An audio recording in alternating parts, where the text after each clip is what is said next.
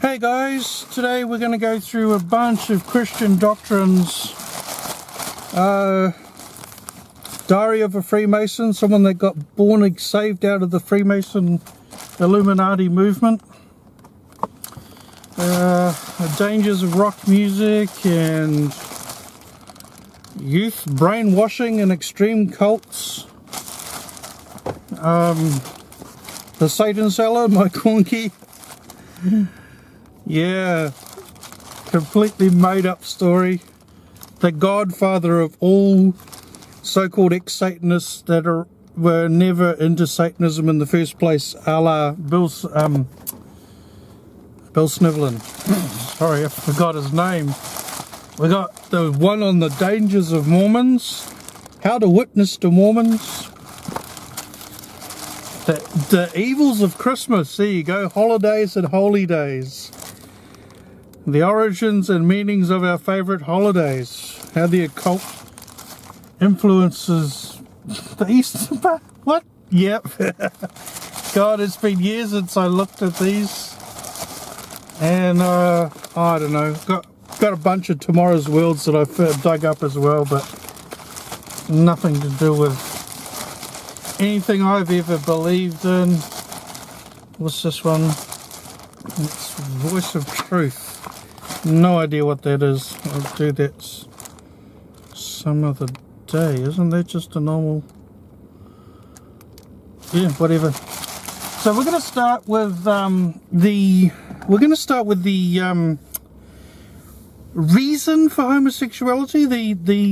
The how boys become homosexuals. That's what we're going to start with. This is a cassette tape from the what do you call it? Conversion therapy thing that I went through.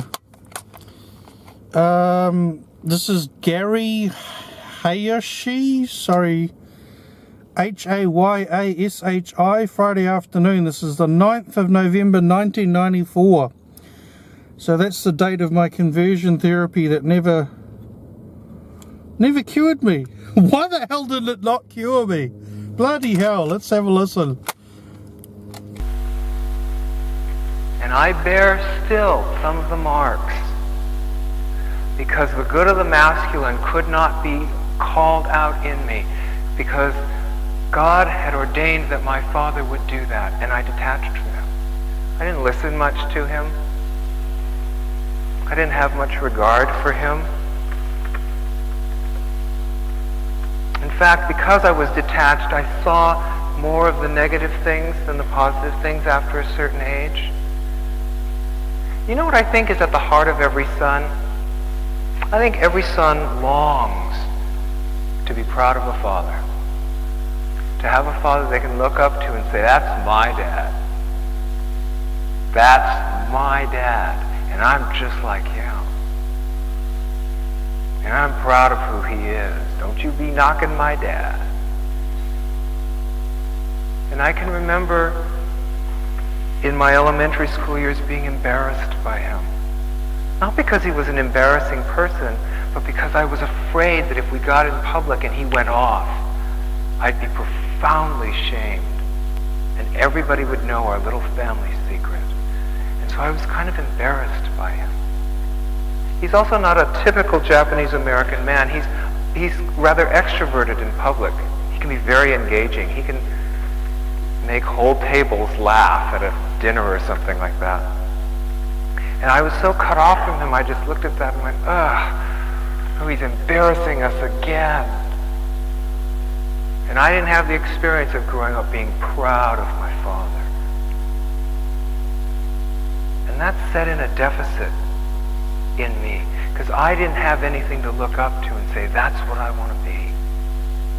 I didn't have a role model in my father. And coupled with that then was an over-identification with my mother, because I'm more like her in temperament. And so I cut off from the good of the masculine and over-identified with the feminine in my household. And when I cut off from my father, I began to cut off from all men, because I began to see all men just like him. I began to see men as creatures who would just take advantage of a power differential and use it as any excuse to exercise control over your life. You could imagine I had a few issues with authority figures as I got older and older, because I saw all men as violent and controlling. I thought that all men looked at me like my father looked at me, and that he hated me. And when I detached from all men, from my father, I detached from my experience of sonship and brotherhood. See, it's one thing as men to get feedback back about who we are as men from women. It's really quite another to get that feedback back from our brothers and our fathers. So all through my life, I had this experience of being an outsider. I knew I wasn't a woman, but I never felt like a man. I knew I wasn't a girl, but I never felt like a boy. And I always sort of hung around on the fringes, always the outsider. And so I did with that little bit what any creative little kid would do. I turned it into an identity. It was me being special.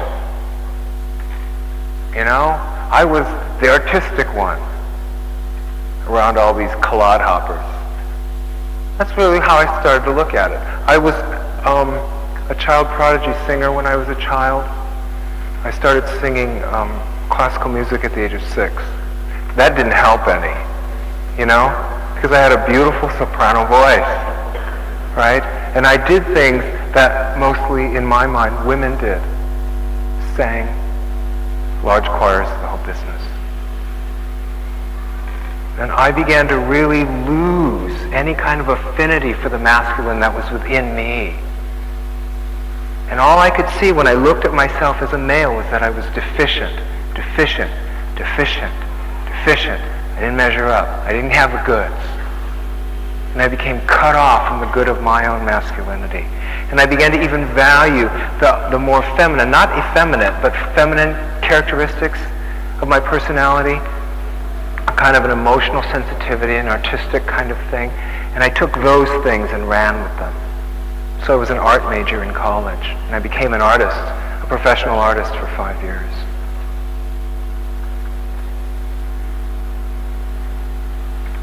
That's how the masculine, that was the roots of my own broken masculinity. That detachment from father and from all men. And what it began to develop in me at a very early age, because I cut off from my legitimate source of affirmation, is that I began to look for approval in other places, other males, other authority figures. So that's the reason for homosexuality. You start singing. You do feminine things. You start singing. You join a choir. You become artistic. You paint. You do all kinds of girly things. This does not make sense. Hey.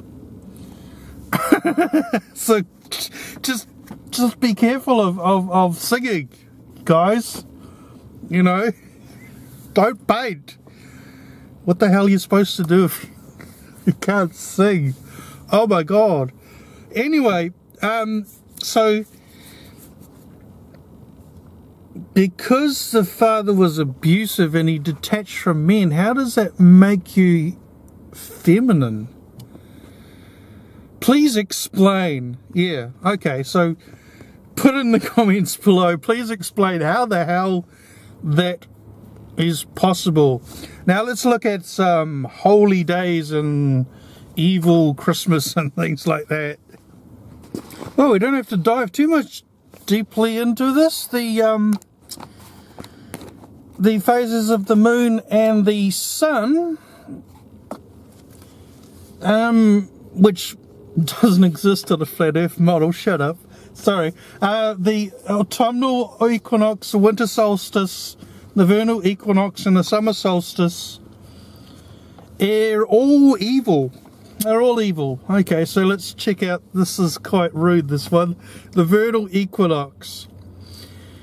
In ancient times there was the sacrificing of virgins, the worship of fertility gods and goddesses, and worship of the phallus. Maypoles almost certainly had their origin as phallic shrines around which orgiastic celebrants danced to honour the male sex organ.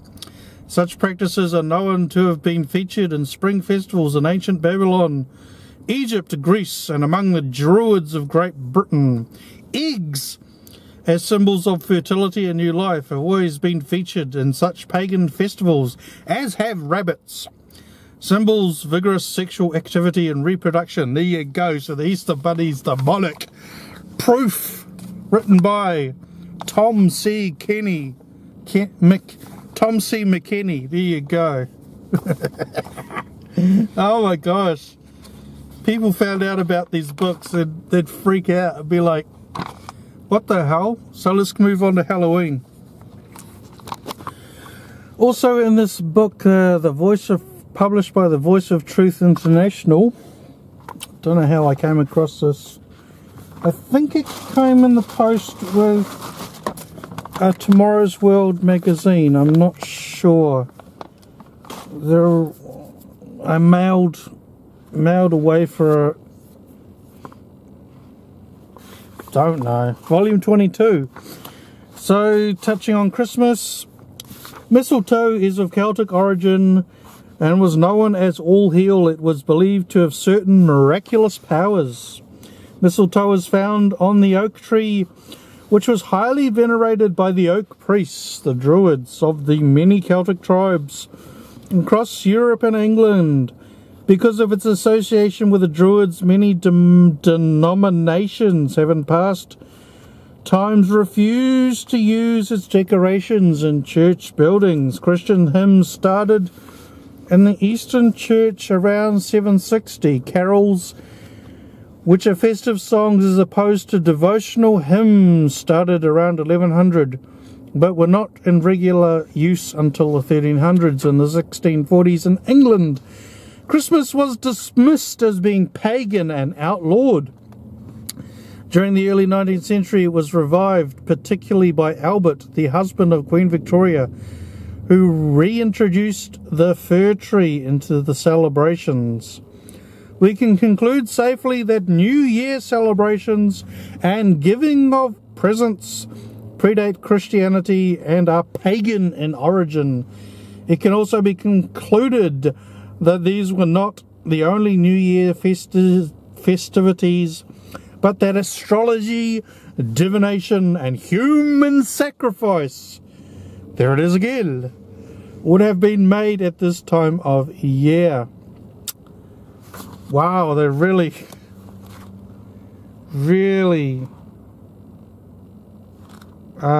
like the human sacrifice things in these books. Conspiracy theories? Not. Okay. Halloween. Samhain is the god of death, the most powerful god. Every year in this day they believe the old year dies and a new year begins. It is the Celtic New Year, as well as the festival of Samhain, the festival of death. He is particularly honoured on this day, but more especially on this night. And the great climatic moment will come at midnight. Darkness, fear, and death prevail. Many human sacrifices are to be presented to Samhain, and midnight is the high moment of the year for divination, spiritism, and sorcery of all kinds. Darkness is deepest and death more sovereign tonight than at any other time. At midnight will be the climax. Whether this stuff did happen back in those 300 years before Christ, who knows? There's no documented evidence that it took place, but they suggest that this is still going on today. My point is that they suggest that they're still doing that today. They're still sacrificing, having human sacrifices. Yeah.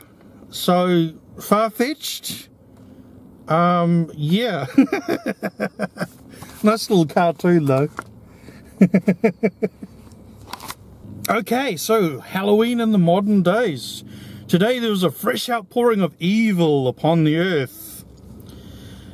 Teletubbies, Smurfs, Pokemon, yeah. There is a revival of witchcraft, Harry Potter, and all forms of Satanism in greater proportions than that of the Middle Ages. There is a growing number of Satan worshippers meeting freely in increasing numbers of satanic churches. Practicing witches numbering in their tens of thousands advertise in newspapers, on television and radio, and keep regular office hours. What the hell? Bullcrap? What? Well, I don't know. I'm not American. Maybe they do. More and more police are required to deal with strange new problems of law enforcement, such as the opening of graves and mutilation of bodies. That happens here in our country. They tag grave... what the hell do you call them? Gravestones. Yeah, that's pretty bad. Stuff like that, vandalise them, so that's, yeah. But that's got nothing to do with Halloween though. Anywho, so sacrifices, here we go, modern Halloween. Sacrifices are offered to the god of death and darkness all over the world. Sacrifices are offered in many forms, from food and drink offerings to chickens, goats, dogs, and cats. And in some places there are human sacrifices today, in modern times, on Halloween. Witches still gather. Satanists still convene. Yep. Can you read? And all the dark doings of antiquity are repeated as spirits, goblins, and demonic forces. Darkness are loosed upon the land. Repeated as spirits, goblins. Does that mean when kids dress up as goblins and ghosts and stuff? Probably. It is still the night in which the innocent are in danger, as every year there are children who disappear. Those who are killed in the dark streets by cars, victimized by poisoned and drugged candy. Goodness. It is still a night of dread, as people are careful to put their car into garages and bring lawn furnishings inside to protect them. Jeepers, when did that go on? I mean, it's never happened. Yeah, again, it's never happened in our country. This book was written in 1987. I think things have died down since this book was written. So, are you going to Haiti? There's a book on Haiti! Oh my god, that would be so cool to read! Oh, I wish I could track it down. They're all zombies in Haiti. You know the story. It's, you know, a club. 200 Club, whatever his name is. Oh, here we go. Here's the best one. Doreen Irvine. Now, she's been exposed as a fraud. She claimed to have been in witchcraft, not witchcraft, Satanism, but Christians, again, confuse Satanism with witchcraft, with Wicca, with it's all one big thing. Being gay means you're a lesbian and you're transgender at the same time, simultaneously, all together at once. Anyway, Doreen Irvine, who was exposed as a fraud. Here, I'll read the sentence. Sorry, I'll shut up now. Doreen Irvine, who was once the ruling witch of Western Europe. Oh my god, what a complete lie. Okay, shut up. Doreen Irvine, who was once the ruling witch of Western Europe and the British Isles and mistress of the high priest of Satan over the same area, who was a spiritual woman of God, says if Christian parents had any idea of what Halloween really is, they wouldn't mention the words about around their children. She knows whereof she speaks. My point is that which is worse, these made up theories about the dangers of Halloween. I mean, it does happen. Maybe some kids get really stoned or drunk and do stupid things. We have had a couple of cats killed, Halloween like 5 years ago in our country. That's about it, you know. But which is worse, these made up theories about Halloween, or lying from a Christian pulpit in a church of God that you were once the ruling witch of Western Europe? I mean, thou shalt not lie, come on.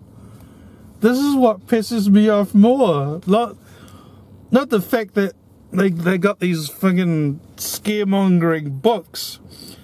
It's that they're all frauds. Goodness. Let's move on to Christmas. The evils of Christmas. Just found a fact in this book. Can you believe that? We really don't know when Jesus was born. There is neither scriptural nor secular evidence to establish the date of his birth. So there you go, a fact in this book. Isn't that cool? Atheists say, you know, Jesus never existed in the first place. I believe Jesus is Lord. I believe in Jesus Christ. I just have a lot of doubts about all this nonsense. I'm stripping away all the garbage that comes with Christianity as a religion. Christmas greenery, the carrying and draping of holly and other evergreen plants has come down to us through pagan worship of plants. Do not worship plants. Mistletoe, sacred druids worshipped them. They also used it to cast spells. Harry Potter. Oh, I've got to get me some mistletoe. There you go. Maybe it's an ingredient for a Patronus. Shut up. Stop mocking it. I can't help it. The principal belief being that it held over a woman's head she was powerless to resist, and they could have their own way with her sexually. Bloody hell. We still consider the mistletoe sprigs to be worth more if they have berries. Why berries? Fertility, I guess? Yep. Christmas tree. Number of quaint and appealing stories about the origin of the Christmas tree. The Christmas tree has nothing at all to do with Jesus. True. Since the earliest time, trees have been worshipped as symbols of life, fertility, sexual potency, and reproduction. They were often brought into the house to set up as idols. Oh, great tree. Here's a Barry Smith rip-off of you. Oh, great car. The Bible speaks specifically to this pagan practice and condemns it in Jeremiah 10, 1-5. Although some Christians hang Christian symbols on Christmas trees, most feature snow, icicles, candy canes, elves, and Santa symbolism and have nothing to do with the coming Saviour. Yule log, don't know what I know what it is, kind of. I've seen it in movies. Tradition that comes from Scandinavia, where the pagan sex and fertility god Yule, it's the same thing, was honoured in a 12-day celebration in December. So there you go, the 12th day of Christmas, my true love God. That's evil too. A large single log set up as a phallic symbol was kept with the fire against it for 12 days. A different sacrifice to Yule being offered on the fire each of the 12 days. So that means that they sacrificed pigeons, 5 turtle doves, 4 calling birds, 3 French hens, 2 turtle doves. They killed them all. That's a sad song, man. That is such a sad, sad song. Oh my God. Santa Claus. Worshipped in India and China today. Hearth gods. Okay. He is clearly supernatural, attended by a host of supernatural elves.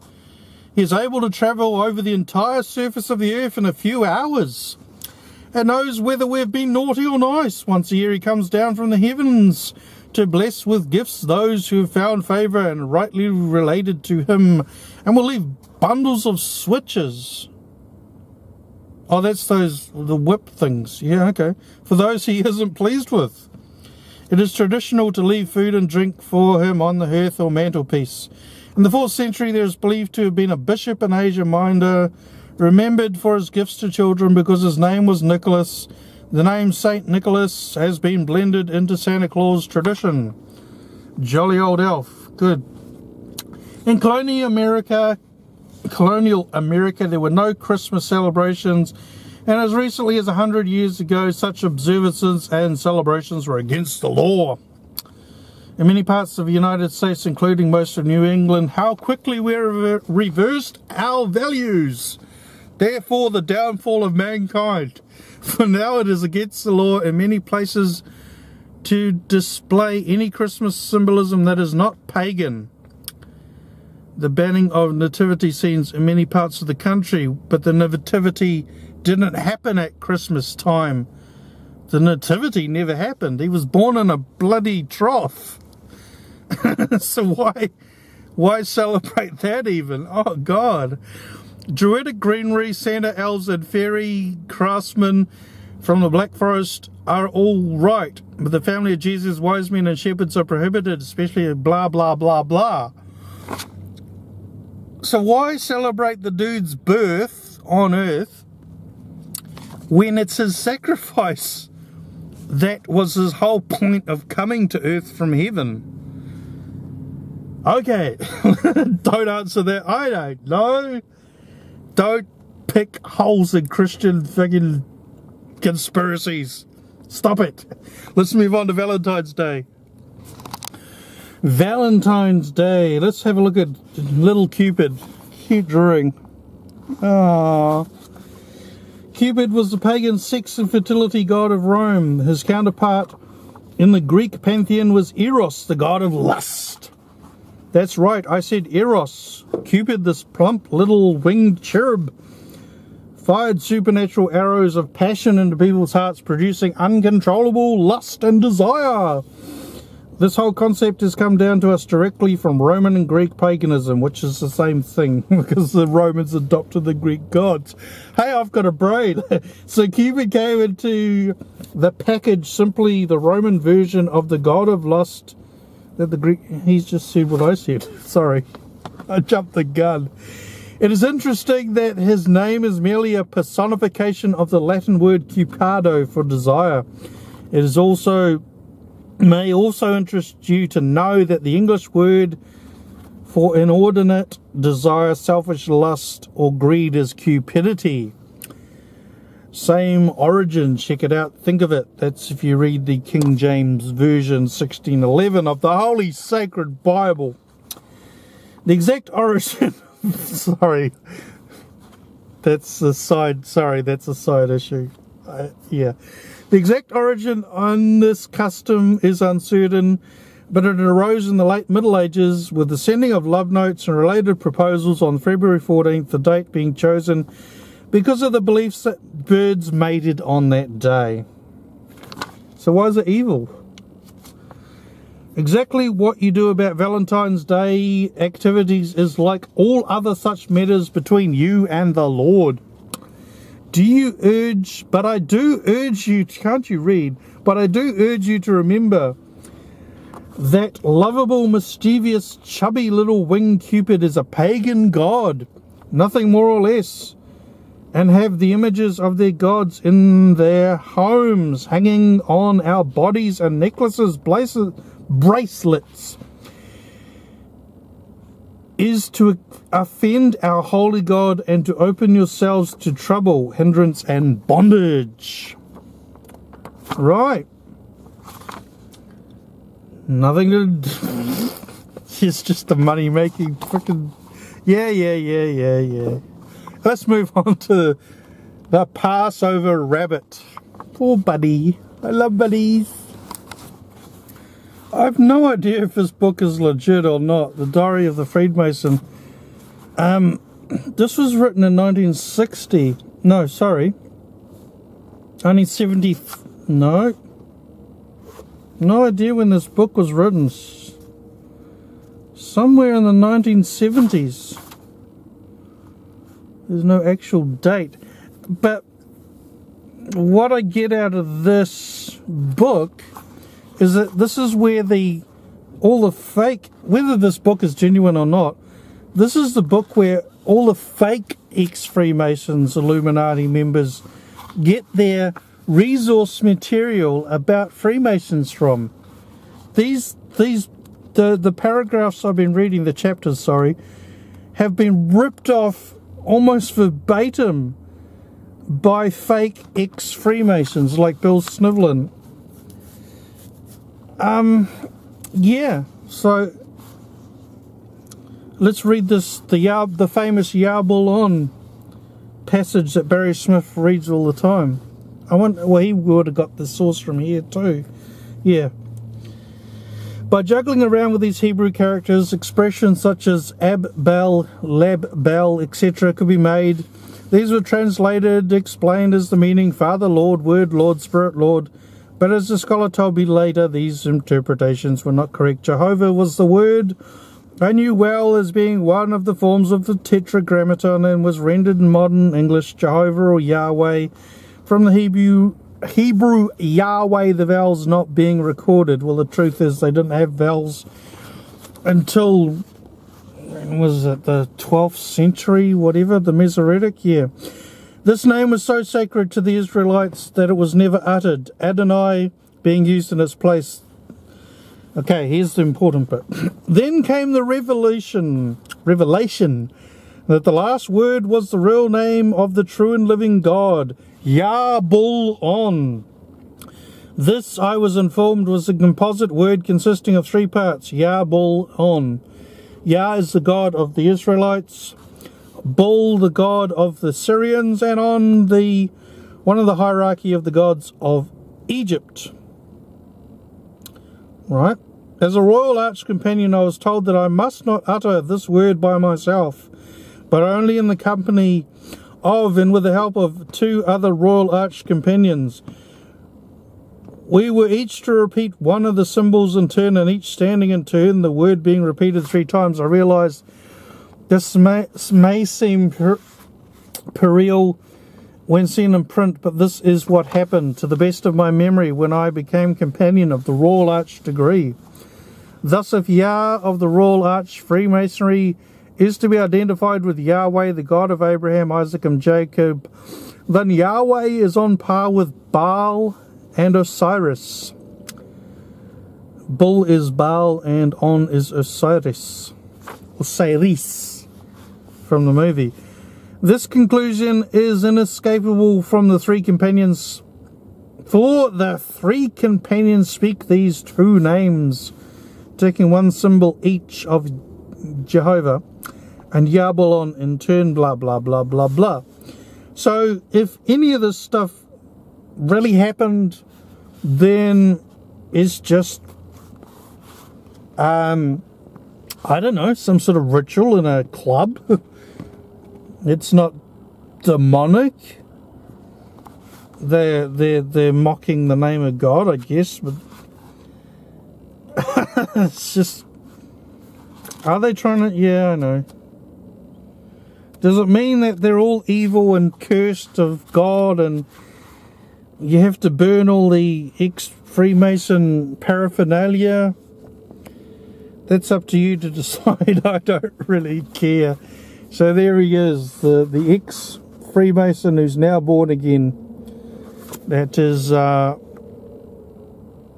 what's his name? His name is David W.M.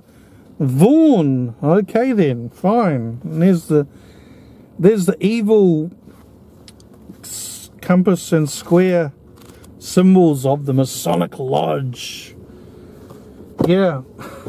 Okay.